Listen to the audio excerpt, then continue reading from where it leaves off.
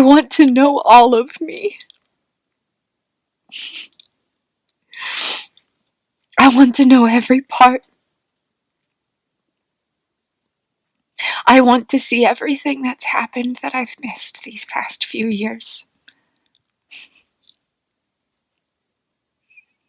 I want to see every part of me. Because, my darling,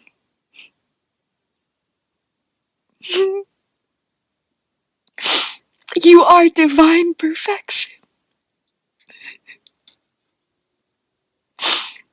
And every part of me is worthy of being known.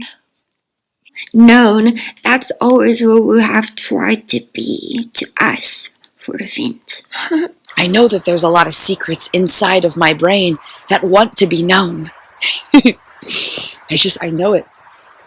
Happy Tangible Tuesday! We spend way too much time in our minds as human beings. And that's really not where our power is. Our mind has a lot of limitations, even within our own self-awareness. Our mind has a lot of limitations.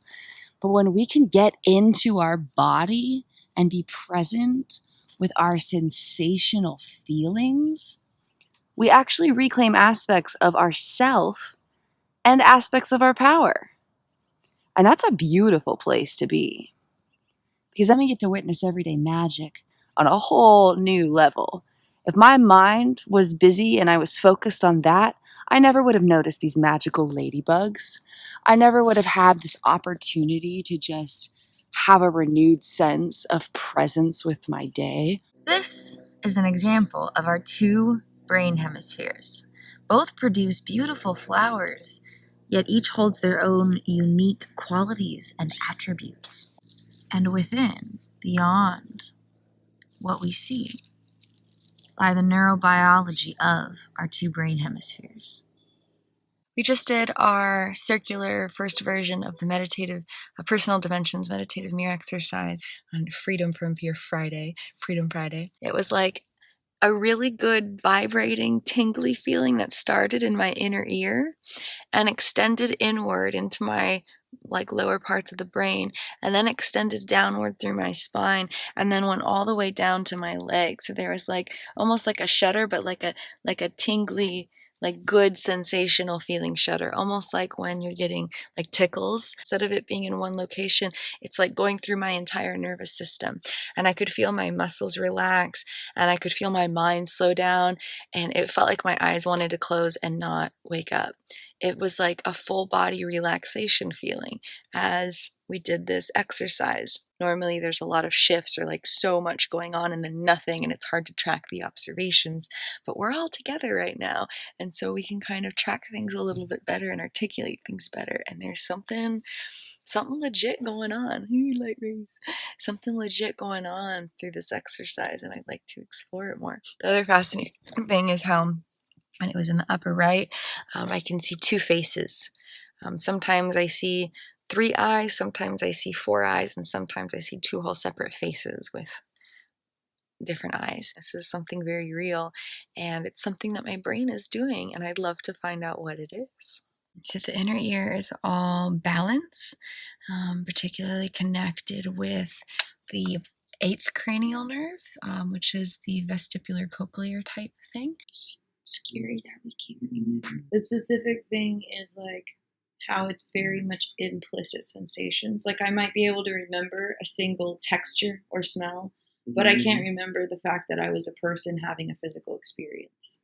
The explicit translation of those fragmented pieces.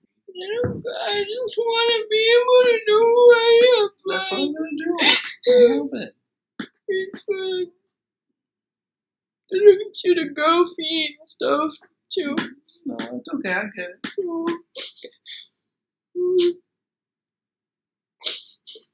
You've come a long way. We've still got ways to go. And I'm going to be here for you. Well, we've come a long way from where you were, remember? Well, maybe not. Considering the last conversation. Not really. When you first got here, you were 33 different people, and you all had individual memories. I had to introduce myself to you like 16 times. That's weird to me. It makes me confused to hear. But that's what happened. How can it doesn't make sense to me. And that's okay. You know, we've had a lot of stuff going on. I don't But want you, to. well, yeah, that's why we're here. I don't want to. You don't want to pass. Okay, fine, I get it.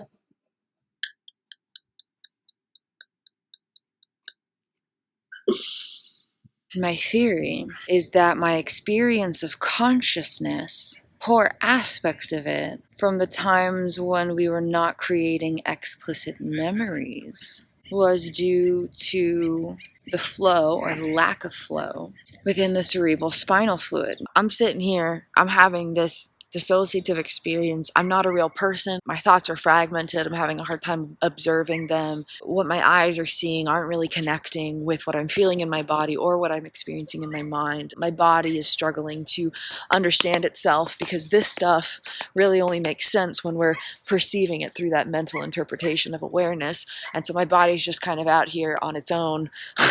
And I recognize these things, and it's very easy to slip into a place of judgment. And so instead of trying to push through, instead of trying to get over it, instead of trying to go around it, instead of trying to rely on something else, I just needed to create space to put language to the experience and hope that I could find my way back to reality. And it's taken years to cultivate these experiences. It's a practice, and practice is part of our power. It's one of the 10 components of personal power. Using tools, using mediums to make somatic sensational contact, because the somatic sensation can connect with subconscious parts through the unconscious states. To have the conscious awareness observing these sensations through the unconscious states, it's bringing those 3 states back together. Your mind, your eyes, and your body that are separated, having these separate experiences, start to be united again. It would be a gentle yes or no, like, can you choose where your eyes are looking? Do you feel like your mental processing understands what your eyes are seeing? Kind of just things to bring awareness to the experience in a non-threatening way, and in a way that can just be a yes or no, not requiring an in-depth answer, complex answer. Because words can be really hard in dissociative experiences of consciousness. And so after that description and processing through the experience, through presence, came back over and we were able to do some chanting on the grass, so grounding, and vibrations with gentle somatic contact. And that experience was able to reconnect my mind, body, and visual sensations, the 3 things that had become disconnected from one another. And the most profound part of that was being able to see colors again.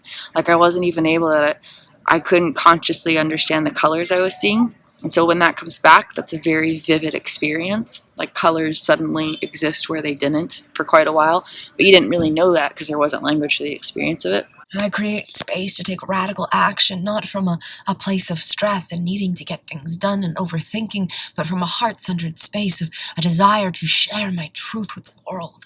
I create space for infinite magical energies of love and light and miracles to flow through me and help rewire my consciousness so that the truth that a part of me knows is a truth that all of me can know. I create space to be who I am even when I don't know who I am. I create space to show up even when I am terrified of showing up. I create space to speak even when I have no idea what I am going to say. I create space to acknowledge the story so that they can be intertwined into a new story of healing, hope, health, prosperity, infinite potentiality. I create space for my story to change the world. And I create space to release attachment from the outcome so that I can just be raw and real and full and present and embodied in the experience. We can only perceive a few aspects at a time, and we are so infinite, so expansive. We cannot grasp our totality in a singular moment, so stop trying. I create space to make more magic. I create space to share more love. I create space to speak my truth even when my voice shakes and my body trembles. I create space to open my heart to new experiences. Grateful for the melodies we sing, Grateful for the peace that they can bring. Grateful for the never-ending song of the soul that sings us home.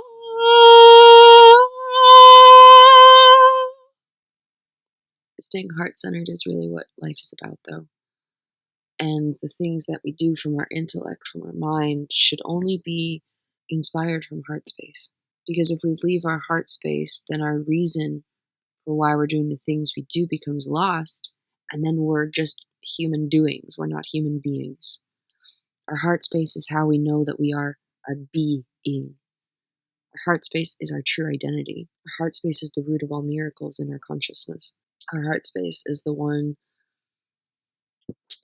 place where we can use our mind to observe our body and spirit and bring all three components into unison and harmony. When we can bring the sensations of the body and the emotions, we can allow for the presence of this like raw spirit flow human essence to be there, and use the mind to observe and respond consciously to the heart space, and really just bring all components of ourselves, our consciousness, our experience, our sense of identity into a union with the oneness of our heart space. That's where magic happens. That's where we heal. That's where we find our wholeness. That's where we find our wholeness. That's where we find the permission to embrace our perfection, because we are perfect as we are. The perfection we often judge ourselves against is an illusion. True perfection is what we are. We already are that. We just have to remove the subconscious programs based on survival energy rather than thrival energy, fear energy rather than love energy. Once we rewire those aspects of our neurophysiological applications of consciousness experienced by subconscious parts, then we can step into the wholeness that we already were, already have been. We couldn't perceive it. And because we couldn't perceive it, it was difficult to embody it, because we were busy embodying a perception rather than the truth. Ah, divinity, flow through me. I am one with you. Divinity, flow through me. Teach me of all that is good and true. It feels like the me that I am inside is a different me than the me that I am seeing. The me that's like thinking and feeling is different from the me that's speaking, and the me that's speaking is different from the me that is processing, like listening to the speech and seeing the self who is speaking. It all feels like it's separate. It looks like two different people having a conversation to my mind. Two completely separate people I see. And neither of them are me. The me that's observing this inside is not either of those people that I'm seeing. And it's not because I'm crazy. It's because the neurophysiological applications of my consciousness developed through division to cope with traumatic stress. And the development of my neural pathways never made the natural connections, so they made their own unique connections. Perspective of self is divided within its neurophysiological development of my consciousness.